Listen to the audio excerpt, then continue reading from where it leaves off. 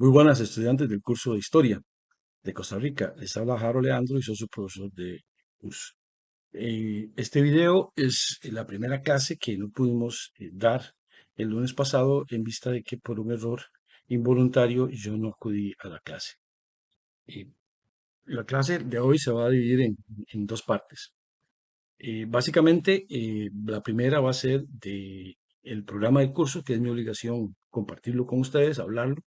Y la segunda va a ser una pequeña definición de algunos conceptos básicos que vamos a usar en el curso. Antes que nada, quisiera presentarme. Como decía, soy Jaro Leandro, soy historiador y periodista. Como historiador me he concentrado básicamente en historia de las instituciones de Costa Rica. He hecho trabajos para algunas instituciones y familias a nivel histórico. Y en el campo del periodismo he ejercido en La Nación, en el Semana de la Universidad, en el Periódico de la República, en CR Hoy, y en El Observador. También tengo algunas corresponsalías a nivel internacional. Eh, Básicamente en ese mundo es el que me muevo a nivel académico, aparte de dar estas clases en la UNIBE. También fui profesor en otras universidades.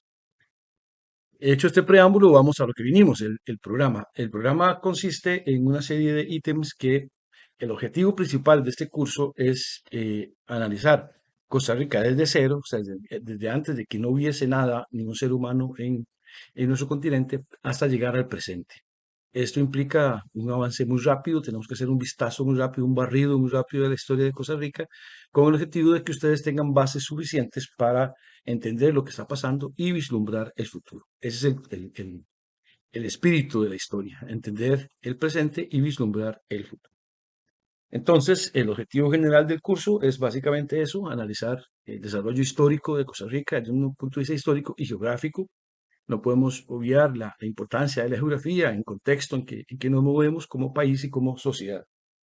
El programa, igual que todas las lecciones o todos los documentos que ustedes necesitan, están en el aula virtual, al cual ustedes tienen acceso ya ilimitadamente y ahí están todas ya las, los materiales. Algunos están, digamos, ocultos para que no se haga mucho enredo, pero ahí van a estar. En el aula virtual van a estar las tres lecturas obligatorias, ahorita vamos a hablar de ellas, y están los borradores o los apuntes de cada una de las lecciones. Así es que todo el material que necesiten en este curso es gratis, no tienen que pagar nada ni por las lecturas ni por los apuntes, no hay que hacer monografías, no hay que hacer nada, simplemente ahí están, digo, antologías, ahí está toda la información. El contenido del curso va a ser, bueno, hoy vamos a ver algunas definiciones básicas, luego vamos a ver el mundo precolombino, cómo estaba América antes de llegar a los españoles, cómo estaba Europa antes de que los europeos, concretamente los españoles, llegaran a nuestro continente, el choque de culturas que significó la llegada de los europeos, concretamente españoles a América, la herencia colonial que nos dejó esa presencia española en América. Luego veremos el proceso de independencia, la transición hacia un Estado nacional.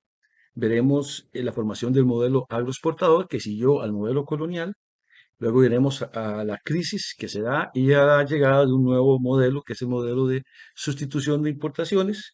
Luego veremos la época de crisis en los años 80 del siglo pasado, para pasar luego a la guerra de Centroamérica como una expresión de la Guerra Fría que se daba en el mundo entre Estados Unidos y la Unión Soviética. Y finalmente llegaremos a la actualidad, que se va a dividir en dos. Por un lado está la época pre-pandémica y luego vamos a tratar de hacer algunos análisis de la situación de Costa Rica luego de la pandemia. La idea de la estrategia de enseñanza, tal como lo dice el programa, que ya está en el aula virtual, consiste en que yo voy a dar unas clases magistrales y que ustedes van a participar en la medida que lo deseen y que tengan a bien. A mí me gustaría que participaran bastante porque en la medida en que ustedes participen, pues la clase se va a hacer más amena. Decíamos que estamos saliendo de la pandemia y ante eso vamos a hacer la siguiente forma de dar la clase. El curso se divide en 15 semanas, en 15 lecciones. Hay que quitar dos, que son el examen final y otra que es para el examen extraordinario para las personas que no pasaron el curso y cuya nota fue entre 6 y 6 y 45. Entonces, quitar esas lecciones quedan 13. De esas 13, 3 van a ser virtuales por medio de Teams. Yo les voy a avisar con 8 días de antelación cuándo van a ser virtuales. No hay que ir a la clase, sino que se van a conectar vía Teams. El Teams oficial de la universidad, como decíamos, yo les voy a mandar a ustedes, ya sea por correo electrónico o por el grupo de WhatsApp, el link para esta clase. Las otras lecciones sí van a ser en clase, van a estar, digamos, presenciales, salvo una que va a ser una visita guiada que vamos a hacer por los sitios históricos de San José. Ahorita vamos a ver cuáles son. El sistema de evaluación, que es tal vez lo que a ustedes más les interesa, va a ser, está, digamos, categorizado de la siguiente forma. Van a haber 3 quizzes, porque son 3 lecturas obligatorias que hay en el curso.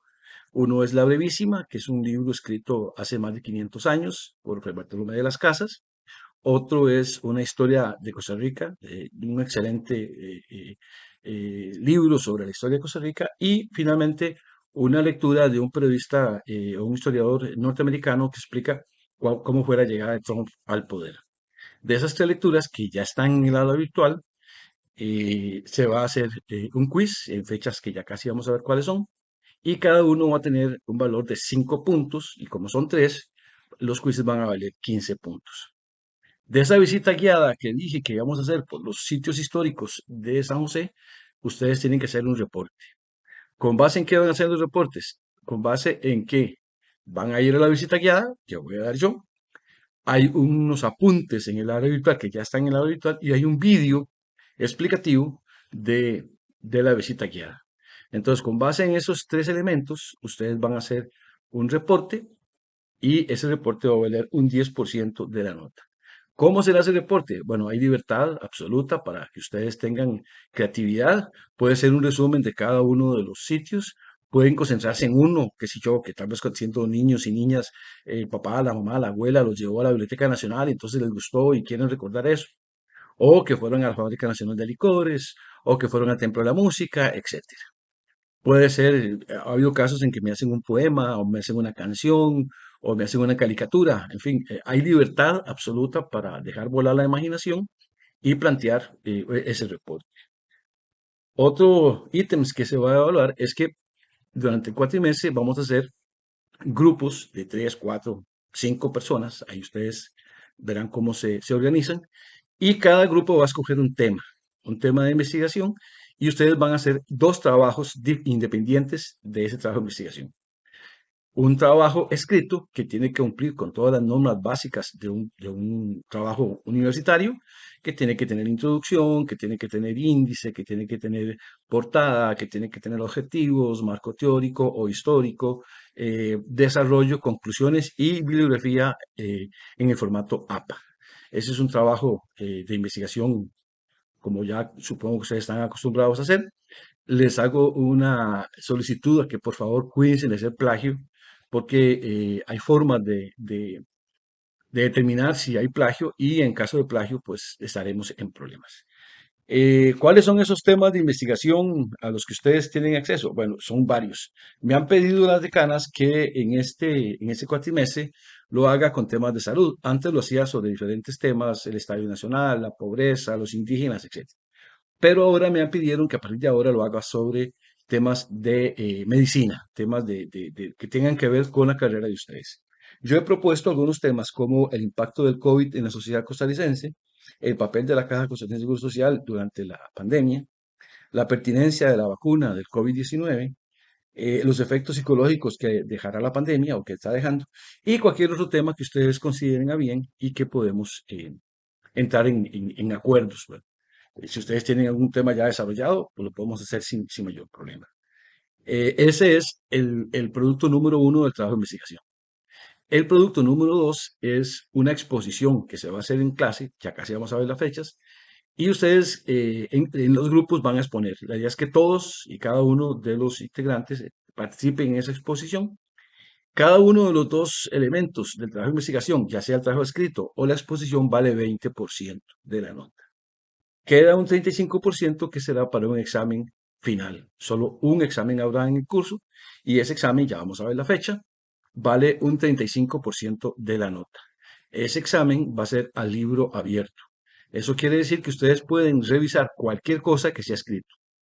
Pueden llevar los libros, pueden llevar la Biblia, pueden llevar el Quijote, pueden llevar los apuntes que yo tengo, he puesto en el aula virtual, los pueden imprimir y llevarlos, pueden llevar a lecturas, en fin, ustedes pueden consultar cualquier cosa que sea impreso totalmente libre, no hay ninguna restricción. Lo único que no pueden usar son aparatos electrónicos, ni tablet, ni celulares, ni computadoras, ni ningún tipo de esos aparatos. Entonces, el examen vale 35% y va a ser a libro abierto. Entonces, resumiendo, tenemos los tres quizzes, cada uno vale 5% para un 15%. El reporte de la visita guiada vale 10%. La exposición del trabajo escrito 20%. El informe escrito del trabajo de investigación vale 10% y el examen final que vale 35%. Quiero recalcar que este programa está en el aula virtual y ustedes lo pueden consultar cuando ustedes lo consideren pertinente. Siguiendo con este orden de cosas, vamos a ver el cronograma de las actividades. La primera semana, esta que desgraciadamente yo no pude asistir, es la presentación del curso y el programa, que es lo que estamos haciendo ahora. Luego vamos a ver algunas definiciones básicas que vamos a analizar. Luego, en la semana 2, la próxima semana, vamos a ver la situación de América antes de que llegaran los españoles a América, o sea, cómo estaba América, cómo estaba poblada, porque eso va a determinar mucho el desarrollo histórico de Costa Rica.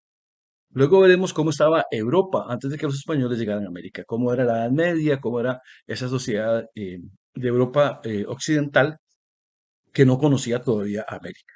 La semana 4, que es el miércoles 28 de septiembre, veremos ese choque de culturas que hubo cuando los españoles llegaron a América. Entre una cultura amerindia, una cultura nativa que no tenía conocimiento de lo que pasaba en Europa, y una sociedad europea que necesitaba expansión, que necesitaba dominios y que llega a América y avasalla a los nativos.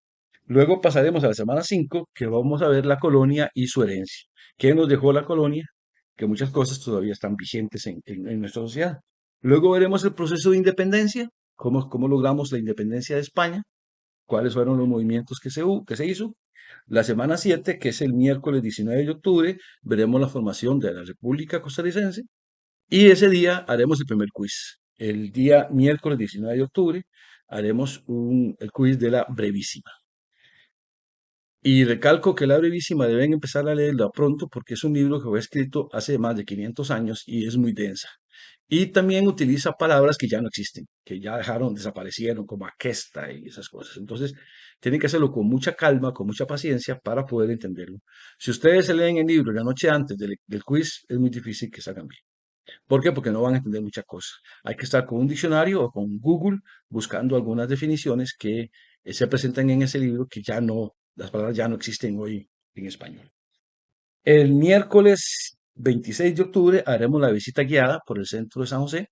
Ya no iríamos al aula de física de la UNIBE, sino que iríamos a esos lugares de San José.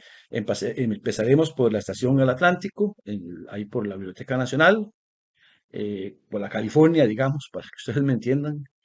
Luego pasaremos al eh, Parque Nacional, donde está el Monumento Nacional. Al frente está la biblioteca, a un costado está el Tribunal Supremo de Elecciones. Luego cruzaremos la calle e iremos a la Fábrica Nacional de Licores. Atravesaremos, si las autoridades lo permiten, siempre lo han permitido, pero no sé si por restricciones ahora no se podrá. Quedaría atravesar la Fábrica Nacional de Licores para explicar en qué consistió esa Fábrica Nacional de Licores. Llegaremos al Parque España. Ahí pasaremos luego al edificio metálico que representa un poco la educación en Costa Rica. Pasaremos luego al Parque Morazán, donde está el Templo de la Música. Luego seguiremos hacia la antigua Biblioteca Nacional, el Cine de Variedades y terminaremos en la Plaza de la Cultura. La semana siguiente, que sería el 2 de noviembre, veríamos la economía agroexportadora, o sea, el modelo agroexportador que imperó después de la independencia hasta 1940-48. Ese día será la entrega del reporte de la visita guiada. O sea, una semana después de la visita guiada, ustedes entregarían el reporte. La semana 10, el 9 de noviembre, será el quiz del libro de Historia de Costa Rica. Ese día haremos una retrospectiva de lo que fue el siglo XX para Costa Rica. La semana 11, el miércoles 6 de noviembre, veremos la crisis de los años 80, que fue fundamental para la historia de Costa Rica. Por supuesto que muchos de ustedes, o la mayoría, creo que todos no habían nacido, pero bueno, es importante entenderla o conocerla. La semana 12, que es el miércoles 23 de noviembre, veremos la actualidad. Haremos el segundo quiz de la reacción, el tercer quiz de la reacción xenófoba y veremos la actualidad. La actividad antes de la pandemia. O sea, ¿qué pasó en Costa Rica hasta desembocar en la pandemia? La semana 13, que es el 30 de noviembre, ahí hay que entregar los trabajos de investigación escritos y hacer la exposición. Ese día también veremos los retos de Costa Rica. Habría que ver cuántos grupos hay, porque si hay muchos grupos, pues tendremos poco tiempo para exponer y, en consecuencia, poco tiempo para la clase, pero bueno, veremos qué ajuste hacemos. La semana 14, que es el 7 de diciembre, tendremos el examen final, que como dijimos anteriormente es a libro abierto, y la semana 15, que es el miércoles 14 de diciembre, será el examen extraordinario para las personas que obtuvieron como nota entre 6 y 6,45. Temas administrativos, ustedes ahí los tienen todos los temas administrativos. Yo haré una presentación rápida. Diríamos que con 3 ausencias se pierde el curso, de acuerdo a la normativa de esta universidad. Yo vengo de una universidad donde era libre la asistencia o no a las clases, pero bueno, aquí al parecer o sea, al parecer no, hay un reglamento que eh, habla de eso. Entonces yo les ruego que si faltan por algún motivo, que por favor justifiquen sus ausencias. En fin, ahí se habla de cuáles son los deberes y los derechos que tienen ustedes. La bibliografía, decíamos, hay 3 lecturas obligatorias, que es la brevísima de Bartolomé de las Casas, que fue escrito hace más de 500 años, y decíamos hay que empezar ya porque es muy densa. Luego está La historia de Costa Rica de Raúl Arias Sánchez, que es un magnífico libro, muy didáctico y muy resumido de la historia de Costa Rica. Y después tenemos la nota que apareció en una revista, Trump y la reacción xenófoba de la inmigración hispana, que un poco explica Estados Unidos luego de que llegó Trump al poder. Hay lecturas complementarias que ustedes pueden hacer si lo requieren, si lo necesitan. Ahí está el trabajo de investigación, las guías que debe cumplir para hacer el trabajo de investigación escrito. Debe tener portada, justificación, objetivos, antecedentes, marco teórico o histórico, metodología, análisis del tema, conclusiones y bibliografía. Todo esto está en el programa que está impreso en el aula virtual. Los trabajos que yo les pida, escritos, deben ser deben ser en formato Word. ¿Por qué en formato Word? Bueno, por varias razones. Primero, porque Word es gratis para los estudiantes de la UNIVE. Cuando ustedes abren el correo, hay una pestaña, hay un menú y está la posibilidad de usar Word. También está Excel, está PowerPoint y otro. Pero bueno, entonces todos los que estamos matriculados, los que están matriculados en la UNIVE, tienen acceso a Word. Nadie puede decirme es que yo no tengo Word. Todos tenemos Word porque ahí está en el correo. Además, Word tiene varias ventajas, por lo menos para mí, que se puede editar. Entonces yo puedo agarrar los textos en Word y los edito, les hago algún tipo de análisis, les digo que tienen que hacer, etcétera. Entonces, y ahí se le puede poner una nota, etcétera. Eso no lo puede hacer uno en PDF, porque PDF, por lo menos hasta donde yo tengo, no es editable. Ok, este es el programa, básicamente ustedes los pueden consultar en el aula virtual. Yo he hecho un resumen, una presentación rápida y cualquier cosa que ustedes no estén de acuerdo, quieran cambiar o quieren que yo ahonde en explicación, nos vemos en el aula sin ningún problema. No hay ningún problema para analizar esto y es importante que ustedes estén conformes con el programa porque esto va a ser como las reglas de FIFA, esto va a ser como las reglas básicas que van a imperar durante todo el cuatrimestre. Entonces es bueno que quede absolutamente claro y bien explicadito para que no haya luego, digamos, dudas o conflictos. Ahora vamos a pasar a la última fase de esta clase, que es algunos conceptos básicos. Para empezar, vamos a hablar de la historia. ¿Qué es historia? Como los historiadores, nadie nos da pelota y no tenemos, digamos, gran prestigio social, y entonces decimos, para sacarnos el clavo, que la historia es la madre de todas las ciencias. Y en efecto, no hay ninguna posibilidad de que haya una ciencia que no tenga historia. Es decir, cualquier conocimiento humano tiene que tener historia para hacer ciencia. Es decir, la medicina, la enfermería, la psicología, la farmacia, la ingeniería, cualquier rama del conocimiento humano, cualquier profesión, tiene que tener historia. Si no tiene historia, no puede ser ciencia. O sea, un requisito básico para que algo sea ciencia tiene que tener historia. Si no tiene historia, no es ciencia. Entonces, la historia es, digamos, el desarrollo que ha tenido cualquier actividad humana desde que arrancó hasta el presente. Eso es la historia. En el caso de la historia general, decimos que la historia de la humanidad es lo que pasó desde que apareció el primer hombre, el primer ser humano, el primer sapiens sapiens en la faz de la Tierra hasta llegar a hoy. Como ustedes verán, ese es un periodo muy amplio. Son miles de años que todavía, pues, muchas partes todavía no están bien estudiadas, ¿no? Porque no hay evidencia de qué pasó. Entonces, la historia vamos a dividirla en diferentes partes, porque es tan amplio, es tan grande, que no puede ser posible que uno maneje toda la historia, sino la divide en partes. Entonces, vamos a ver este video que explica un poco cómo se divide la historia. Las edades de la historia.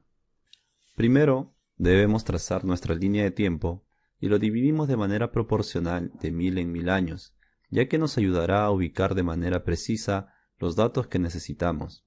Ahora, debemos ubicar el año cero, que marca la presencia de Cristo en la historia.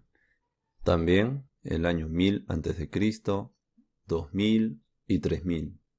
Además, el 1000 después de Cristo y el 2000, que este es el año más cercano a la actualidad.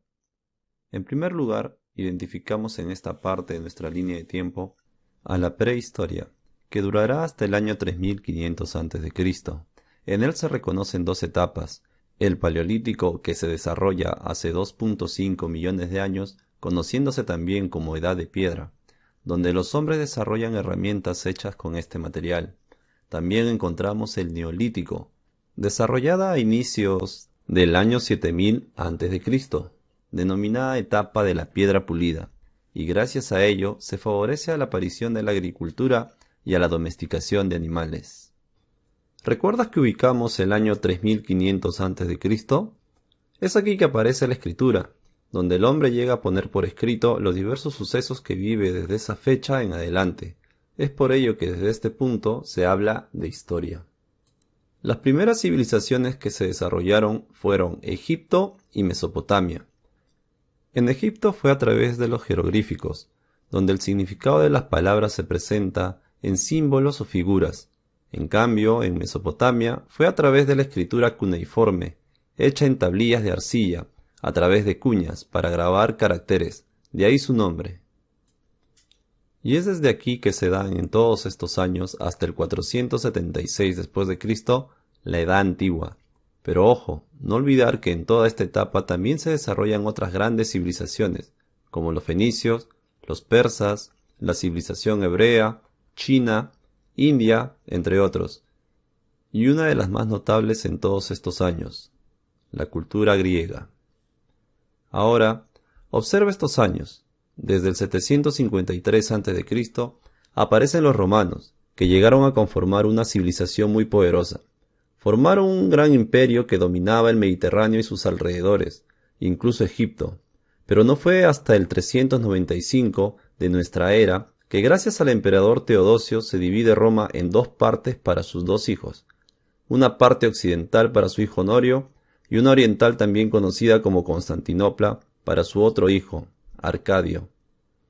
Roma de Occidente no va a durar muchos años, ya que en el 476 después de Cristo se va a dar su caída debido a diversos problemas internos y otros externos como la invasión de los bárbaros, que logran tomar Roma y consolidar su caída, a pesar de la fuerte defensa que tuvieron.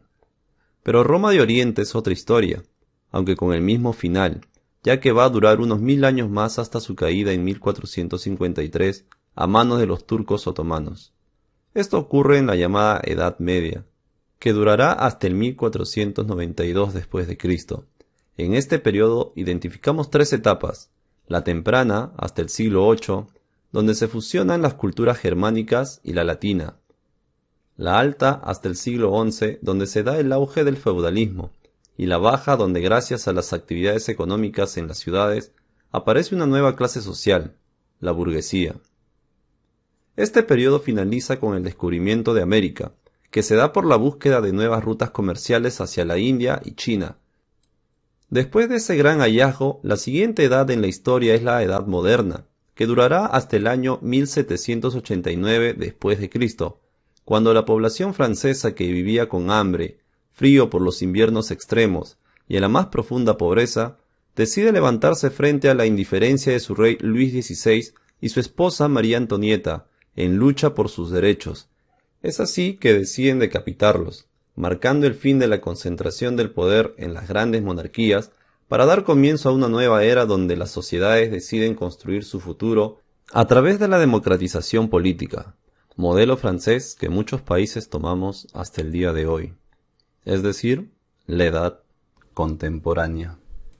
Después de este video vamos a hacer un resumen básico de qué es la historia. La historia se divide en dos grandes bloques, la A-historia y la historia. La A-historia es la no historia, o sea, la época en que no estaba el ser humano. Porque un concepto básico de que haya historia es que tiene que haber ser humano. Si no hay ser humano, no hay historia. Y hubo un periodo en la formación de la Tierra en que el hombre todavía no había aparecido. Estaban los dinosaurios, otro tipo de animales, pero no había hombre, no había sapiens sapiens, no había ser humano. Entonces, la historia es desde que se forma la Tierra, digamos, en su presentación actual, hasta que apareció el hombre. En ese periodo, que son miles de años, hubo dinosaurios, tiranosaurios y todo ese tipo de animales que nos cuentan en las películas, pero que el hombre todavía no ha aparecido. Entonces eso es ahistoria, o sea, sin historia, o sea, no historia. La historia aparece cuando aparece el hombre, porque decíamos el requisito básico para que haya historia es que esté el ser humano.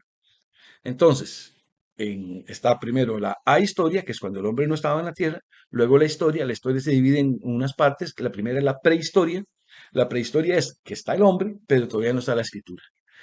Entonces, desde el momento en que apareció el hombre, que todavía no hay una fecha, digamos, establecida, concreta, hasta que apareció la escritura, para eso sí hay una fecha. La fecha es en 3300 antes de Cristo en Sumeria. Sumeria es lo que hoy es Irán e Irak. La gente de esa época, en la prehistoria, en la que existía el hombre, pero no existía la escritura, básicamente eran nómadas, recolectores de comida, de los frutos que encontraban, los recolectaban y se los comían. También eran cazadores y no había ningún tipo de desarrollo urbanístico. La gente básicamente vivía en cuevas, ¿verdad? Algo así como, digamos, imaginémonos los picapiedras, ¿verdad? Que eran todos rústicos que andaban con un garrote para cazar algún tipo de animal, búfalos, qué sé yo, y se los comían. Esa era la época de los cavernícolas, digamos, la época de los gente que era, digamos, analfabeta, que no tenían un gran desarrollo urbanístico, no tenían ciudades, no tenían casas, no tenían, digamos, ningún tipo de carreteras y nada de eso.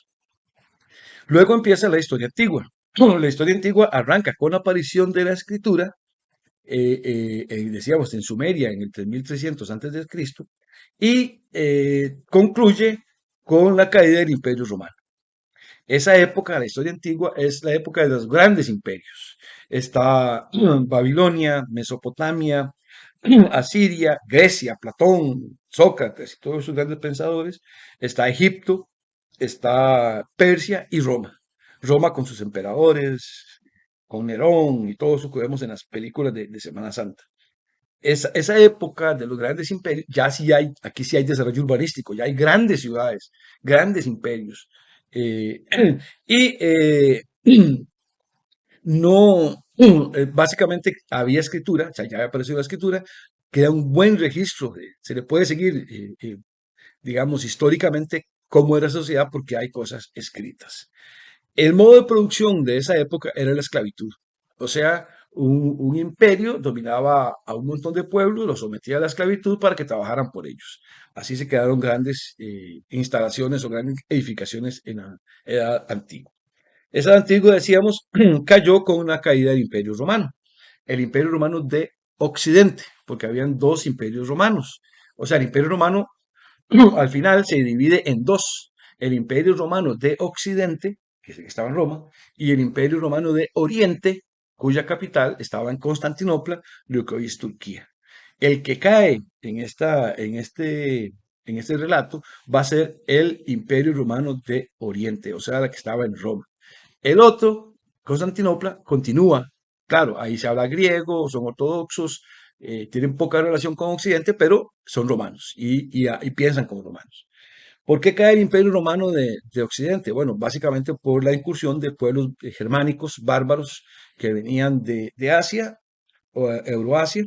Son los hunos, los suevos, los ávaros, los francos, los ándalos, godos, visigodos, ostrogodos. Son pueblos que migran, comienzan a presionar a Roma hasta que Roma cae. Eso lo vamos a ver con más detalle más adelante. Cuando cae Roma, empieza la Edad Media, la etapa medieval. La Edad Media se extiende del año 476, que es cuando cae Roma, hasta la llegada de Colón a América en 1492. En esa época, lo que priva es el feudalismo. O sea, como cae el Imperio Romano, ya no hay una autoridad única en Roma. Antes, cuando existía Roma, había un emperador que era el que mandaba en toda Europa. Bueno, y más allá, pero digamos, Europa es lo que nos interesa. En Europa solo había un gobernador, una persona que mandaba, que era el emperador romano. Calígula, Nerón, Marco Antonio, en fin, póngale usted el nombre que quiera. Pero cuando cae el Imperio Romano, ya no hay una autoridad única. Entonces lo que se hace es que se atomiza el poder. Se crean ciudades-estado. Se crea Venecia, se crea, bueno, se crea, no, ya estaban, pero digamos se fortalecen como Estado nacional. Barcelona, Cádiz, en fin, todas las ciudades que ustedes consideren importantes ahora en Europa se conforman en ciudades-estado, que son, que ahí tienen un señor feudal, puede ser un rey, un príncipe, un marqués, lo que sea, o una reina o una princesa, al mando, como jefe, como cabeza más importante, y una serie de gente que se dedica a laborar, sobre todo en el campo, para poder mantener esa sociedad. Ya no hay grandes imperios, ya no hay grandes ciudades, sino que hay un montón de ciudades. Europa se puebla de grandes ciudades, o de ciudades, digamos, más o menos grandes, pero muchas. Y no hay un solo autoridad como antes con el emperador. La única autoridad que se mantiene es eclesiástica, que es el Papa, porque toda Europa en ese momento era católica. Entonces, el Papa se convierte en el árbitro de la cristiandad. El Papa es el que decide qué rey es prudente que corone y cuál no. En fin, la Iglesia va a asumir un gran poder, va a asumir a la sociedad europea en una gran ignorancia, porque la Iglesia va a manejar todo lo que es la educación. La mayoría de la gente, la inmensa mayoría, no sabía leer y escribir. ¿Por qué? Porque la Iglesia concentraba, monopolizaba el conocimiento. Generalmente los que sabían leer y escribir eran hombres, o sea, curas, pero hombres, no, las monjas no, y estaban en conventos. El conocimiento se concentraba en los conventos. Bueno, esa edad media tenían como base fundamental el feudalismo. Entonces existía un señor feudal, que podía ser el rey, el príncipe, un noble, que era la cabeza, que tenía un ejército, y la mayoría de la gente que eran sus siervos, que trabajaban para este señor feudal. Esto lo vamos a ver igual más adelante con más detalle. Esta época medieval se caracteriza por el oscurantismo, por la ignorancia, porque la gente no tenía conocimiento, no sabía, hubo reyes, reinas, príncipes, princesas, etcétera, que nunca supieron leer y escribir. Reinaron y no sabían leer ni escribir.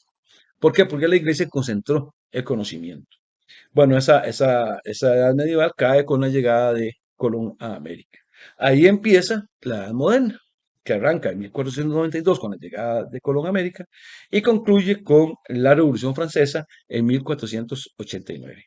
¿Qué es lo importante de ahí? Bueno, que en Europa, ahora todos estamos hablando es para Europa, ¿verdad? Para otras sociedades eso no aplica. Estamos hablando en Europa porque Europa, venimos, digamos, Europa llega a América e impone su estilo de vida acá.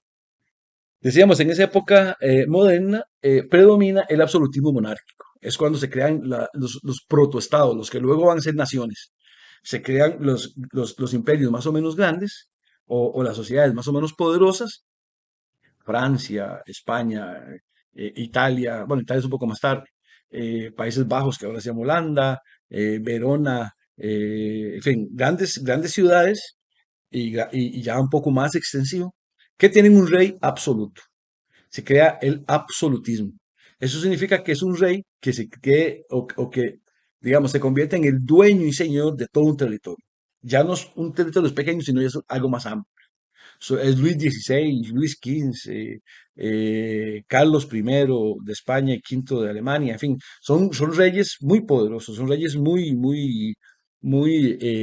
digamos, que tienen grandes extensiones de territorio para ellos, para dominar. En esa época ya no es la esclavitud como la antigua, ya no es el, el, el, el feudalismo como en la Edad Media, sino que ahora va a ser en la moderna, va a ser el mercantilismo. El mercantilismo va a ser el que determina las relaciones sociales. Y finalmente está la época contemporánea, que empieza con la Revolución Francesa en 1789 y que es en la que estamos vigentes. Es el modo de producción, es el capitalismo, donde la gente que tiene plata, pues tiene plata y la que no tiene plata, pues es pobre. Y que va a ser un despliegue, un gran despliegue de elementos fundamentales que estamos viviendo en este momento. La tecnología, el conocimiento y la libertad. Se crean los estados nacionales. Ya estamos, ya Costa Rica, no nos podemos, digamos, ni siquiera en sueños comparar con otros países como Guatemala o como Zimbabue, sino que ya tenemos una identidad como estado. La tecnología va a ser fundamental, el conocimiento va a ser fundamental, ¿verdad? Ahora el que no conoce, pues chao, etcétera. Eso es básicamente la historia. Es un río constante de hechos y que usted los va a seccionar para poder entenderlos mejor. Y eso es, digamos, la historia. Un continuum de hechos que ha hecho eh, la humanidad, el ser humano. Vamos a ver lo que es cultura. Cultura es todo lo que hace el hombre, pero está referenciado por el momento y el lugar. Es decir, todo lo que hacemos los seres humanos es cultura, pero depende del momento en que se haga, así es una cosa o es otra. O sea, así se determina, así se explica. Por ejemplo, la cultura es, digamos, para que sea más fácil de entender, la cultura es lo que hace el hombre para resolver sus necesidades. Es decir, la cultura es lo que hace el hombre en su cotidianidad. El hombre, cuando digo hombre aquí es obviamente ser humano, ¿verdad? Es sinónimo de ser humano.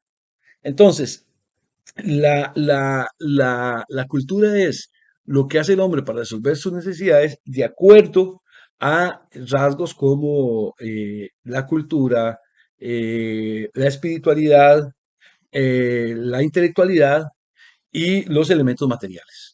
Eso es lo que se conoce como cultura. Y va a depender, decimos, del espacio y del momento. Por ejemplo, si estuviéramos en Qatar, donde va a ser el mundial el próximo año, no, pero en este año, en noviembre, obviamente aquí había solo hombres, porque en Qatar las mujeres como un país árabe, pues no estudian. Tendríamos un velo aquí, un aparato ahí rarísimo, con una manta ahí inmensa, larga, blanca. Si estuviéramos en Inglaterra, pues estaríamos hablando inglés. Si estuviéramos en Zimbabue, sería otra connotación. La mayoría de la población sería de tez negra. En fin, todo depende del contexto. Si estuviéramos en Francia, haríamos francés y sería otra historia, la historia de Francia, no la historia de Costa Rica. Por ejemplo, si estamos en una clase presencial y llega un alumno sin camisa y en pantaloneta y descalzo, pues le diríamos que no es el momento oportuno, que ese sería, digamos, el lugar o la vestimenta para ir a la playa o a la piscina, no para ir a una clase. O a nadie se le ocurriría, excepto que se case, ir a la playa con vestido entero o con vestido de novia, ¿verdad? O sea, solamente si se va a casar. Si no, pues lo normal es decir, efectivamente ahí en bikini o en pantaloneta, etcétera, sandalias, ¿verdad? Entonces, todo depende del contexto, todo depende del lugar, todo depende del momento, ¿verdad? Si yo llego a la clase, qué sé yo, en traje formal, pues ustedes van a decir, opa, profe, se lo vistieron hoy, pero no puedo llegar en pantaloneta a dar una clase y sin camisa. O sea, no, ustedes decían, "Pues, ¿qué le pasa? O sea, no está loco, usted se va para el psiquiátrico, ¿verdad? ¿Por qué? Porque si nos ponemos de acuerdo y vamos a la playa, yo iría así y no pasaría nada, pero en la clase no. Entonces todo depende del momento, del contexto. Eso es cultura. Eso es lo que el hombre entiende o que hemos definido por cultura. Finalmente vamos a ver qué es Centroamérica. Ha habido digamos, polémica sobre el concepto de Centroamérica. Centroamérica no es lo mismo que América Central. Son dos conceptos diferentes con integrantes diferentes. Centroamérica es una connotación histórica. América Central es una connotación geográfica. Son diferentes. Entonces vamos a explicar primero qué es Centroamérica. Centroamérica es un espacio territorial que España dominó con la colonización y que está integrada por 5 provincias en aquel momento. 5 provincias que son Guatemala, El Salvador, Honduras, Nicaragua y Costa Rica. Que eran provincias pero que pertenecían a la misma unidad. Teníamos las mismas autoridades, teníamos la misma iglesia, teníamos las mismas costumbres, nos impusieron el mismo idioma, etcétera. O sea, éramos más que hermanos, o sea, éramos una familia, éramos de los mismos. Y así vivimos toda la colonia y parte de la independencia con la República Federal Centroamericana, donde todos teníamos que ver juntos los 5.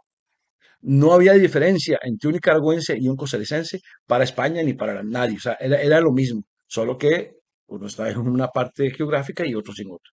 Pero para efectos, digamos, prácticos, Centroamérica era una sola unidad. No hay diferencia entre un guatemalteco y un tico. ¿Por qué? Porque no eran países. Eran, como decir ahora, haciendo la comparación, entre un limonense o un Cartago, digamos, y un herediano, o un alajuelense y un josefino. Todos somos ticos, hablamos el mismo idioma, tenemos la misma cultura, en fin, algunas diferencias, pero muy pocas. Así pasaba en la época de la colonia.